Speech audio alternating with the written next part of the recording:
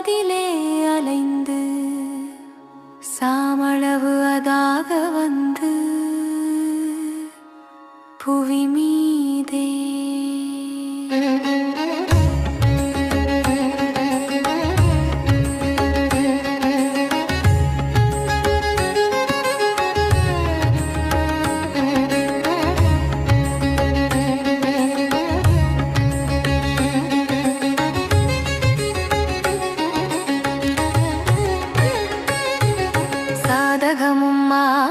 பின்பு சீறி எழுதே கிடந்து தாரணியிலே தவழ்ந்து விளையாடி பாலன் எனவே மொழிந்து பாகுமொழி மாதர் தங்கள் பாரதனம் மீது அணைந்து பொருள் தேடி பார்மிசையிலே உழன்று பாழ்நரகு எய்தாமல் ஒன்று பாதமலர் சேர அன்பு தருவாயே.